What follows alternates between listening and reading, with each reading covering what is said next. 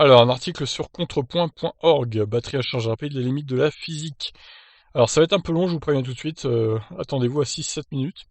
Il faut abandonner l'idée de recharger la batterie d'une voiture électrique en moins de 5 minutes. La physique dit non. Alors, c'est Pierre Lallemand, hein, donc un ingénieur chimiste, ancien chercheur qui a régulièrement parcouru le monde pendant toute sa carrière. Donc, c'est pas le clampin du coin qui pond cet article, disons-le. On ne compte plus les annonces triomphales proclamant que la nouvelle batterie XZZ+, ou autre, va enfin résoudre le problème de la capacité de la recharge rapide qui va rendre les voitures électriques aussi performantes que le véhicule thermique classique avec un temps de recharge de moins de 5 minutes et une capacité kilométrique égale ou supérieure à 800 km d'autonomie de la plupart des véhicules diesel aujourd'hui. Et nos journalistes spécialistes de la question, voyant que les voitures électriques qui demandaient 24 heures de charge au début de l'époque moderne ont vu leur temps de charge possible passer rapidement à 12 heures puis 6 heures et semblaient se réduire rapidement au fil du temps, affirmant sur deux, les 5 minutes sont pour bientôt. Eh bien non, répond le physicien, il existe une barrière invisible mais bien présente. Alors quelle est-elle cette barrière? La recherche tous azimuts sur les batteries est très probablement le sujet qui a déjà mobilisé le plus de ressources de recherche dans le monde depuis plusieurs dizaines d'années, et cela sans résultat vraiment probant. Le saut technologique déterminant n'a jamais eu lieu. On pourrait s'étonner de cet acharnement, mais cela sort du sujet aujourd'hui. On dit aussi que les nouvelles batteries sont le projet dont la période initiale de développement a duré le plus longtemps, 150 ans. La raison en étant que la physique s'oppose obstinément à la découverte de batteries électriques douées de performances comparables à celles d'un modeste carburant issu du fossile. Le défi est simple à énoncer, mais difficile à atteindre. Il s'agit de créer une batterie possédant les caractéristiques suivantes. Alors, capable de stocker autant d'énergie que celle contenue dans le réservoir d'un véhicule diesel classique, soit 60 litres de fuel ou 48 kg. Rechargeable en moins de 5 minutes, temps d'un plein moyen. Ces deux premières performances ne diminueront pas pendant toute la durée de vie du véhicule, troisième point donc, et quatrième point restant entière, solidité, pendant toute la durée de vie du véhicule. Malgré la formidable masse de recherche, les batteries actuelles 2020 sont encore éloignées de ces performances. Ajoutons, qui plus est, que la physique limite clairement les possibilités d'innovation dans ce domaine. Le problème essentiel, jamais d'ailleurs évoqué clairement par les constructeurs, vient de la caractéristique numéro 2. Pour le comprendre, il faut examiner ce qui se passe dans le tuyau d'une pompe lorsqu'on fait le plein de carburant. Je veux parler du débit énergétique, c'est-à-dire de la quantité d'énergie qui doit transiter pendant le temps du plein ou de la charge, soit dans le tuyau, soit sous forme de carburant, soit dans le câble de recharge sous forme d'électricité. Pour satisfaire la condition numéro 2, il faut pouvoir passer dans le câble de recharge du véhicule électrique une quantité d'énergie équivalente à celle qui transite par le tuyau, et c'est là que le bas blesse. Alors, concentrez-vous bien, il y a des chiffres. Le carburant diesel classique contient une énergie libérable par combustion de 44 mégajoules, soit 12,2 kWh par kilo. Le plein, 60 litres, soit 48 kg, d'un réservoir de véhicule diesel contient donc une énergie libérable totale de 12,2 fois 48 égale 585,6 kWh. Ça, ok. Notons que la capacité des batteries équipant les voitures électriques actuelles est d'environ 50 kWh, soit de l'ordre de 10 fois moins que la valeur à atteindre ci-dessus, et que la Model 3 pourrait être équipée d'une batterie de 100 kWh, soit de l'ordre de 5 fois moins que cette valeur. Cependant, il faut aussi tenir compte du rendement des opérations. D'après Wikipédia, le rendement global d'un véhicule thermique sur autoroute, serait seulement de 20% du carburant aux roues. L'énergie réellement utilisable à partir du plein est donc de seulement 117,1 kWh, donc il divise par 5 en gros. Le rendement d'un véhicule électrique sur autoroute, toujours selon Wikipédia, est nettement meilleur. Il serait de 74% de la batterie aux roues, rendement qu'il faut encore multiplier par le rendement de la recharge de la batterie qui serait de 85%. 74, ça me paraît peu, pour le coup. Pour une comparaison équitable avec un véhicule électrique, il faut donc diviser les 117,1 kWh ci-dessus par le produit des rendements de VE, et l'énergie devient donc de 186,2 kWh. Ça commence à être compliqué là. L'énergie calculée ci-dessus doit être transformée par la pompe dans le réservoir en 5 minutes. La pseudo-puissance correspondant au transport dans ce temps de la même quantité d'énergie dans une hypothétique batterie à rechargement rapide, 5 minutes, soit un douzième d'heure, sera donc de 186,2 fois 12 égale 2234 kW, soit environ 2,2 MW. Cette valeur est plus proche de la puissance d'un transformateur de moyenne puissance alimentant plusieurs centaines de foyers que celle d'une installation domestique, environ 12 kW pour un grand logement.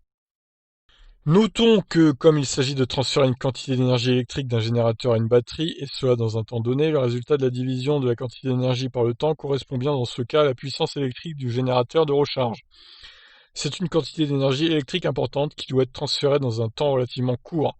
Pour fixer les idées sous une tension de 500 volts continue, le câble de liaison entre la station et la batterie devrait supporter une intensité de 4400 ampères, ce qui apparaît assez irréaliste.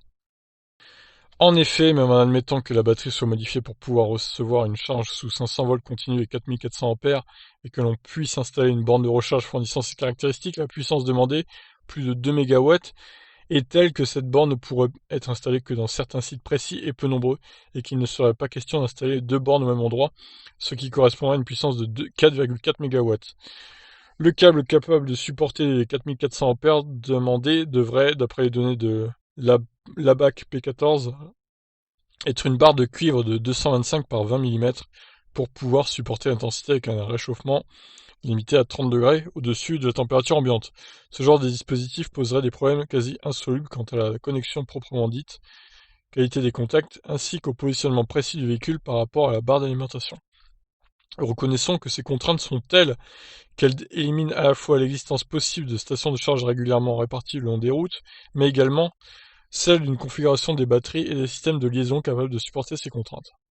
Alors, par rapport aux batteries, les solutions envisageables. Remplacer le cuivre par de l'argent. L'argent étant le plus conducteur de tous les métaux, on peut espérer diminuer la contrainte dimension du conducteur en remplaçant le cuivre par de l'argent. Hélas, les différences de résistivité entre les deux métaux sont faibles, environ...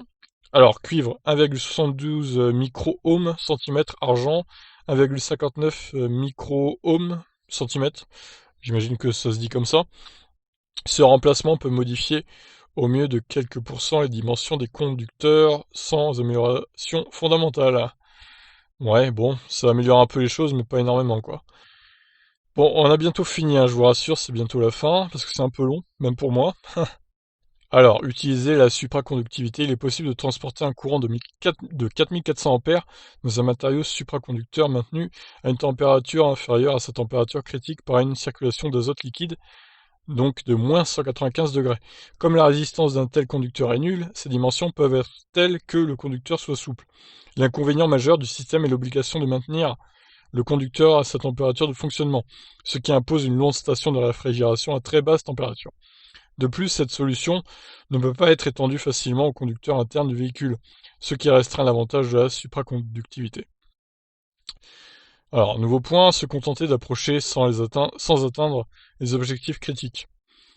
Oui, bah voilà, si on charge pas ses voitures en 5 minutes, c'est pas non plus un drame, hein. Je pense qu'on n'est pas à 5 minutes près non plus. La charge totale de la batterie est beaucoup plus difficile à atteindre qu'une charge partielle à 75% ou même 50%. En effet, dans ces cas, la valeur de l'énergie à transporter est multipliée par 0,75 ou 0,50, ce qui permet de réduire l'intensité dans les mêmes proportions. On passe à 3300 ampères, 75%, ou 2200 ampères, 50%. On peut se contenter de 10 minutes de temps de chargement au lieu de 5. L'intensité passe alors à 1650 ampères pour 75% de charge et 1100 ampères pour 50% de charge. On peut accepter une capacité de la batterie divisée par 2, de 192,8 au lieu de 585,6 kWh, ce qui correspond encore 3 fois à la capacité de la batterie de Tesla 3. On arrive alors à 550 ampères, valeur qui devient réaliste avec les moyens actuels.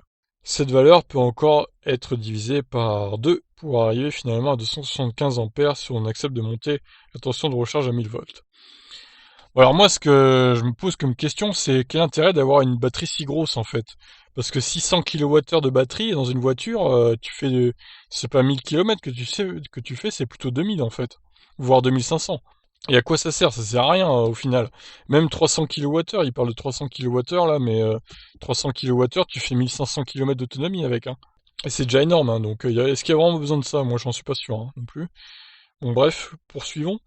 Il est probable que c'est vers cette troisième solution que les constructeurs vont se tourner en oubliant les objectifs initiaux et en acceptant une autonomie réelle réduite, 300 ou 400 km, et un temps de recharge de 10 minutes qui devient réaliste si le nombre de stations de recharge est important et qu'on les trouve partout, ce qui est rendu possible par l'abaissement des contraintes.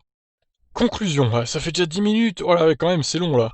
Ces petits calculs de Quanta montrent que les batteries des voitures électriques sont assez loin des performances d'un simple réservoir de carburant diesel. Par ailleurs, il faut se résigner au fait qu'elles ne pourront tout simplement pas les atteindre, non pas pour des raisons liées aux batteries elles-mêmes, mais pour des raisons de puissance de distribution. Il faudra réduire nos ambitions. Et le véhicule électrique pour tous n'est probablement pas pour demain, ni même pour après-demain. Alors, premièrement, la capacité d'une batterie est la quantité d'énergie électrique qu'elle est capable de restituer après avoir reçu une charge complète pour un régime de courant de décharge donné, une tension d'arrêt et une température définie. Elle est souvent mesurée incorrectement en ampères-heure, unité qui n'est pas une unité d'énergie. Elle est surtout mesurée en kilowattheure, hein, donc pas en ampères-heure. Hein. Personnellement, je mesure les batteries en kilowattheure, pas en ampères-heure. Transformer, non pas consommer une certaine quantité d'énergie en un certain temps t, peut se noter E divisé par t, et a donc la dimension d'une puissance. On peut appeler pseudo-puissance le résultat de cette opération. Attention, il ne s'agit pas d'une vraie puissance, mais du résultat de la division d'une énergie exprimée en kilowattheure par un temps exprimé en heure. Le résultat s'exprime en kilowatts et possède la dimension d'une puissance, mais il exprime une vitesse de transfert d'une énergie et non d'une puissance.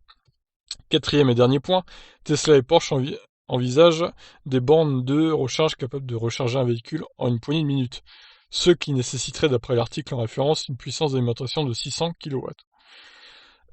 11 minutes pour lire tout ce pavé, du coup. Tout ça pour dire qu'on ne pourra jamais, en gros, recharger sa voiture électrique complètement en 5 minutes. Tout ça pour dire que les contraintes physiques sont telles qu'on ne pourra pas faire ça. Voilà. En gros, mais en même temps, j'ai envie de dire, est-ce que c'est vraiment un drame de ne pas pouvoir recharger sa voiture en 5 minutes? Je pense qu'avec tout le divertissement qu'on a maintenant, si on peut pas attendre 15-20 minutes, hein, honnêtement, on a nos téléphones, on a de la 4G partout, on a de la 5G bientôt. Donc si on peut pas s'occuper en attendant que ça charge, honnêtement, franchement, voilà, faut changer un peu nos habitudes, je dirais, et faut revoir un peu tout ça. Et c'est pas un drame, hein, si on peut pas se recharger non plus en 5 minutes. Voilà, c'est pas 20 minutes de plus qui vont nous tuer, je pense. Hein. On a assez de quoi s'occuper. En attendant, surtout sur les Tesla, on peut aller sur Netflix, etc. Donc tout est fait pour pas s'ennuyer. Hein. Voilà, bon bah écoutez, je vous laisse réagir sur ce pavé de Monsieur Pierre Lallemand. Qu'en pensez-vous? C'est assez compliqué quand même à suivre. Il y a beaucoup de chiffres déjà, et c'est vraiment lourd, lourd, lourd à lire et à comprendre, je dirais. Donc voilà, je vous laisse analyser, s'il y a des scientifiques qui me suivent, hein, je vous laisse analyser son article. Est-ce que son article pour vous est bien ou pas? Est-ce qu'il y a des erreurs? Est-ce qu'il y a des imprécisions? Voilà, je vous laisse réagir. Je dirais, moi, pour conclure, que changeons nos habitudes. C'est pas grave qu'on puisse pas se recharger en 5 minutes.